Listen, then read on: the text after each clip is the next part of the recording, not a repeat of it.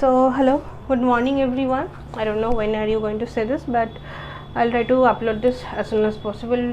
Actually my net connection is not, yesterday there is so much storm here and net connection is not good enough, so I'll try to upload this as soon as possible. So we have done, we are doing mathematics, okay. So I know we are done, we are left with dynamic programming, but I will do, let's at least we have done set theory algebra, this reflexive, irreflexive, then symmetric, then anti-symmetric. See, we have already done this in extensive way in videos, okay. Then asymmetric, then transitive. These are relations, then equivalence, then poset. For equivalence we have to check R, S, T. R means reflexive, S means symmetric, T means transitive. For poset we have to check R in anti and T. R means reflexive, anti-symmetric, and T means transitive. So next was totally ordered set. Every pair has to be comparable, okay. So we have already seen this. One example or one or two examples I have done. So now we will start with gate questions. So this will be very helpful once you are done with gate questions, okay. So that you can see what kind of questions are asked, and you can see with doing questions it will be lot easier to do, okay. So the concept will be very clear, okay, crystal clear. So if you have any doubts you can always mail me.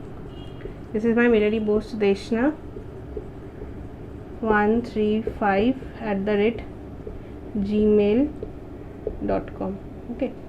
I'll try to reply to mails. So some text yesterday I got that should we start test series, okay. I have been telling you to start test series since April, so now it is July, okay. You have 7 months. I'm not trying to scare you, but you should start test series, so topic wise. I'm not telling the all the subjects, the mocks and all, so just topic wise test, whatever subject you are doing.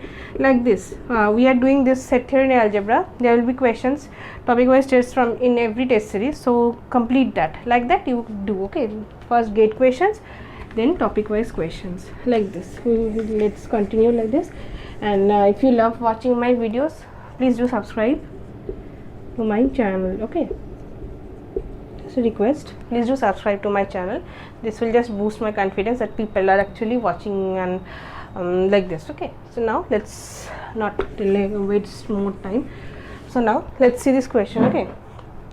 This was asked in GATE 1987, 1 mark question. So actually this question is asked in way back, but the concept will be asked. I have seen this concept is asked many a times, so I will do this question properly, and then I hope you do the other questions which are relatively same, okay. So how it is coming and all, we will see. The union of two equivalence relation is also an equivalence relation. So equivalence means we have to check these three: reflexive, then symmetric, then transitive, okay. We have to check all these three. So if you remember reflexive, if we take union, see R1 is also a reflexive relation, R2 is also a reflexive relation. So both will contain the diagonal elements and more, if more than that. So union of this reflexive relations will also be a reflexive, okay. So union of two reflexive relation is reflexive. Same with symmetric, okay. See, if R3 union R4, both are symmetric. This is also symmetric, this is also symmetric. So both are symmetric. We are taking the union of this, means what is symmetric. So 1 2, if 1 2 is present, then 2 1 has to be present, like this. So if this is already present in one relation and others is already present in other, so if we take the union of this, it will always be symmetric. So symmetric has no problem. But when it comes to transitive relation, let's see, there is a problem here, okay. See, we have done this, okay, reflexive and symmetric, this union and all we have already done in their respective videos, okay. So now transitive, because we haven't seen transitive. Let's say this A is containing 1 2 3, the set A is containing these 3 elements. So let's say R1 is a transitive relation, So 1 1 2 2 3 3 and then 1 2 2 1. So why it is transitive? Let's say 1 2 is there, 2 1 is there, so this 2 2 is common, so 1 1 has to be present, so already that is present.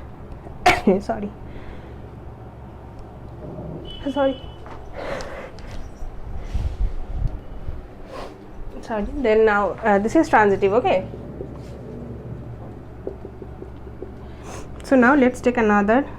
So 1 1 2 2 3 3.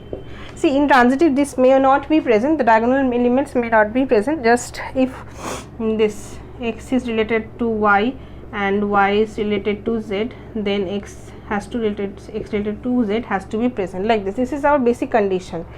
So now let's see, 2 3 is present, 3 2 is present, so 2 2 has to be present, so 2 2 already is present. So if we take the union of both of this, what will come?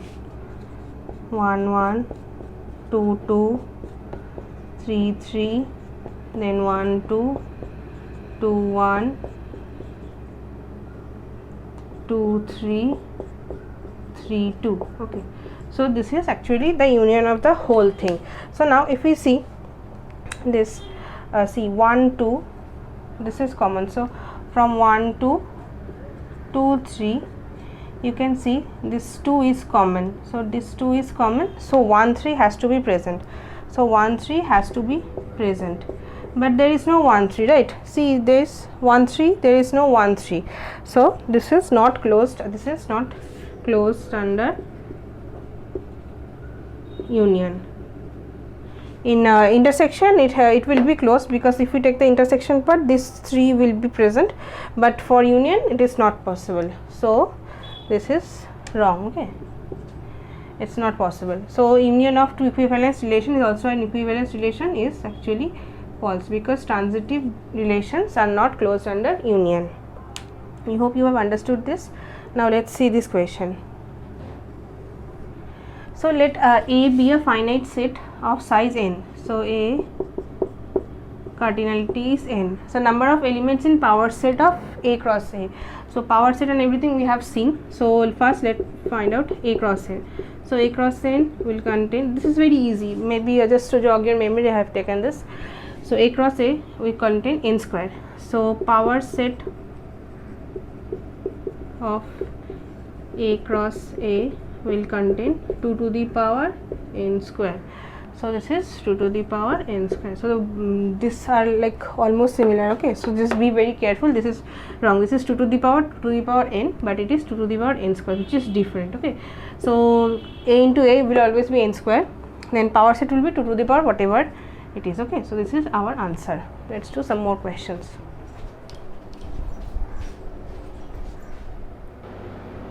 So I just saw this part wasn't visible properly, so just I'm telling you again. So R1 is this, R2 is this. If we take the union of this two, this is coming. Okay, so 1 2 2 3, let's see, this 2 is common, so this 1 and 3 has to be present. So 1 is related to 2, 2 is related to 3, so this 2 is common, so 1 and 3 has to be present, but here 1 and 3 is not present. Okay, so this is something important you need to see this. So that's why transitive relations are not closed under this union. Okay, so just one example is enough to prove that this is not closed. Okay, so how and everything with practice you can also come with this kind of examples. Okay, so now let's move on to next question. So now let's see these two questions. Okay, so first focus on here. So get 1995 1 mark question. So let R be symmetric and transitive. So R is given as a relation which is symmetric and transitive relation on a set A. So the set is A. So R is reflexive, hence equivalence. R is reflexive, hence partial. This is wrong. If it is symmetric and it cannot be partial order. If it is anti-symmetric, then it could have been, if we can prove this is reflexive, then it would have been partial order, but it's not. So R is reflexive and hence not an equivalence relation. This is also false, because equivalence relation means we have to see R, S, T, reflexive, symmetric and transitive. So these two are wrong. Either this first one or last one has to be correct. So now let's see. R is symmetric and transitive relation on a set A. Then so it can is it reflexive? So the main point is coming down as R is reflexive or not. So here if we have seen this, let's say this is our relation R1. So let's say this is R1 and reflexive as coming link. So if it is blank, okay, so this is blank, so this is both symmetric and this is transitive. So if something is present, then we have to check something, but if nothing is present, so we don't have to check anything. This is symmetric and transitive. But for let's say this set, one second, sorry, my mother interrupted. So now here so this if equivalence R is T, so you have to check reflexive, symmetric and transitive. So here it is given the relation is symmetric and transitive. So if we take blank, I mean null set, so this is a null set, so symmetric and transitive both, because if something is there, then we have to check if something is present or not. So if we have nothing, so still it is symmetric and transitive, but it cannot be this reflexive. Okay, so reflexive cannot be possible because the diagonal elements has to be present. Let's say this 1, 2, 3 is containing, so the minimum will be, if it has to be reflexive, 1, 1, 2, 2, 3, 3, these elements have to be present, but these are not. We are taking just a simple null set. Okay, so these are just counter examples. We have to just take counter examples and prove if it is wrong or not. If you are finding it is we are not able to find any counter example, then you can say that is true, but this is not true. Okay, so the answer is none of the above. So if symmetric and transitivity is given, so we cannot say by any way that this is reflexive. It is reflexive. Okay, so it is not reflexive. We have taken one example and it is not reflexive. So it is done. Let's see this question. Okay, so now our relation R on an empty non-empty set. Okay, so it is non-empty set. Relation on collection of set of defined by a relation R if and only if this is given. Okay, so if and only if this is given. So means there is a relation given. So this is our condition, A intersection B is equals to null. So this is relation, some relation is given. So then pick the true statement. R is reflexive and transitive. So how can you say that it is reflexive? Because reflexive means diagonal elements has to be present, like A intersection A cannot be null. Okay, so it cannot be null. A intersection A will always be A. So this is not reflexive. Reflexive, it is not possible. So it is not reflexive.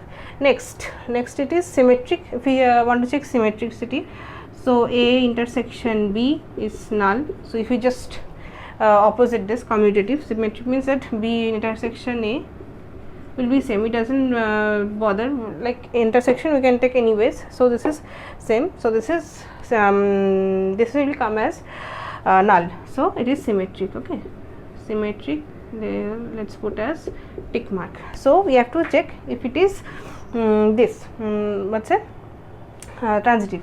We have to check it is transitive or not. Let's say A is containing this A B. Okay, and set B is containing let's say C D. Okay, then set C is containing A, E and F. Okay, so like this. So here A intersection B is null. Okay, so nothing is common. So B intersection C is also null because here nothing is common. So what is transitivity is telling? So A intersection B is null, B intersection C is null, so A intersection C has to be null. But here if you check crucially, this A is common. Okay, so this A is, let me see it is visible or not. Okay, one second. Yes, it is visible. So here this A is common. So actually I am very naive about all this. Okay, shooting and also I have to check again. So sorry for taking some time. So that's why it takes some time. So here, so A and A is common, so this is not true. Okay, so A intersection C is not coming as null set, so this is not not transitive. Transitivity is false. So our option is here, it is reflexive, this is false, and transitive, this is also false. Yes, it is symmetric and not transitive. I think this is option B is correct. Let's see. It is equivalence, no, because it is not reflexive and transitive, so this is also false. It is not reflexive, yes, it is true, and this is not, no, this is also false. Sorry, this is true. It is saying not symmetric, but this is symmetric. Okay, so this is actually this is also, these all are false, so only option B is correct.